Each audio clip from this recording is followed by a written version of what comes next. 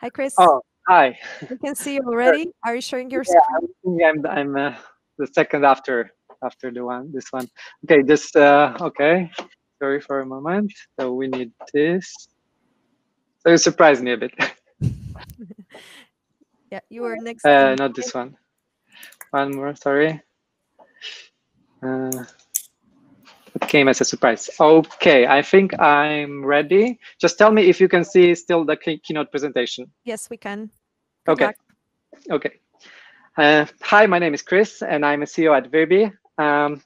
We all live in an impatient world where we expect digital services like Uber Eats, Booksy to be available 24/7. However, most of apps are not that user-friendly. Chatbots in general are cumbersome, and for most, it's just still much more natural to talk to a real person. And the sad truth is, human beings are difficult to scale and aren't for us 24/7.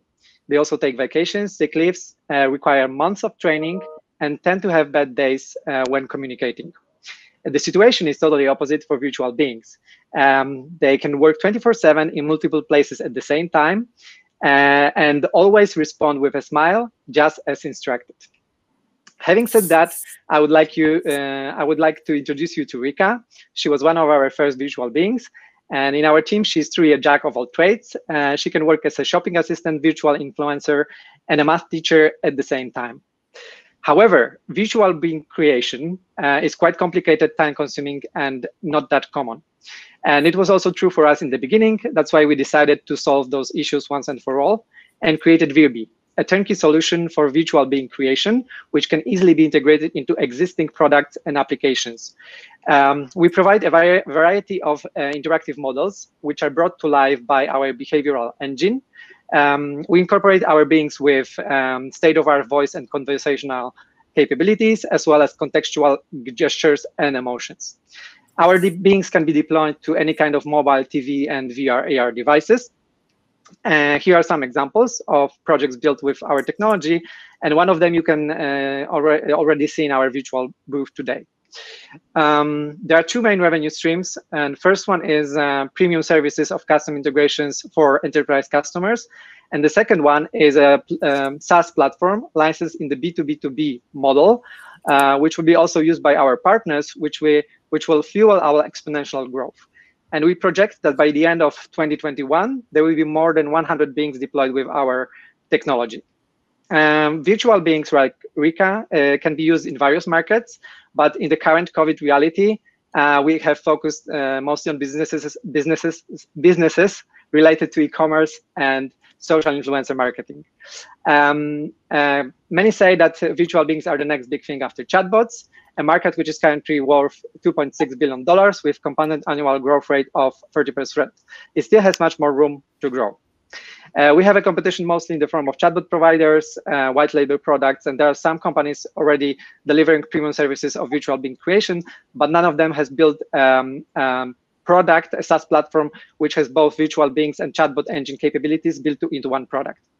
We are a strong team of three with product management, development, and design expertise gained during previous startup ventures and by building digital products for others for the past 10 years. We had our first revenue. We just got a grant from Polish Agency of Entrepreneurial Development, which will be used to deliver SaaS platform by the October this year. We launched in beta. Rika is already an influencer on Instagram, and we are still looking for capital to keep up with our rapid growth. Thanks a lot. Okay, Chris. We moved to the Q&A session a bit early, so sorry. No worries. So, are there any questions from our judges?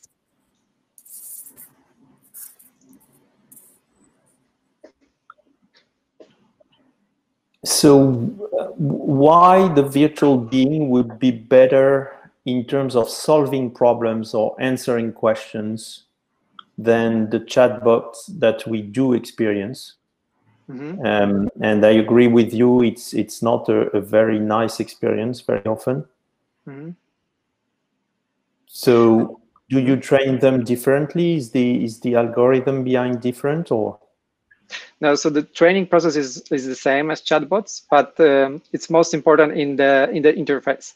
So chatbots are usually text-based. Some are voice-based already, but we as humans are actually much better prepared to talk to a real person, also with this non-verbal communications of means. And for most like above 40 years old, it's still hard to use chatbots. They are not very used with smartphones. They are not very used with chatbots as well. So the process is the same, but our IP and our like biggest issue we basically tackle is how to enrich the conversation with those gestures and emotions in the context, which is pleasant to the user. Okay. How many clients do you have so far?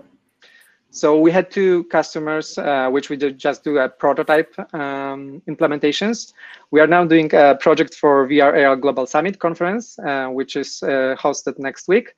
And we are in the process of 2 sales process to big enterprises, but it's still in negotiations. It will take like another 2-3 months until we eventually close the deal. And are you a company that is focusing on the virtual being in terms of the graphics and all these kind of things, or are you proprietary in terms of the chatbots that you're using? So at the moment, both. So we have our own chatbot engine, which is built on top of open source projects, which is now like enriched with those gesture and emotion capabilities. And that's one thing. And the second is like everything related to virtual being animation. So at the moment we do it manually, so generate animations. But at the next stage, we also want to train those gestures and emotion by watching the videos. So our beings will watch from real humans on how to respond to users. So rather than the world of virtual reality concierging, which is okay and it's fine for a big event, have you thought about going into AR training when you look at large enterprises in the mechanical space that need to train technicians in a live environment? I'm thinking about HoloLens in augmented overlays that look at keeping production lines going in interactive fixed times. Have you thought about doing that rather than doing what you're doing? Focused only on that? No, we would rather not. It's something that our virtual being can be used for in this kind of like premium services for enterprise customers. But we are mostly like thinking about augmented reality mass adoption, because those chatbots that people use today, those applications that are using chatbots at website or whatever, once AR displays like hit the mass market, this is something which will not have a place in an augmented reality world, where you need to find like an inherent 3D representation of a chatbot, which is, in our opinion, virtual being. Thank you, Chris. Unfortunately, we ran out of time. So thank you so much for your presentation. And thanks.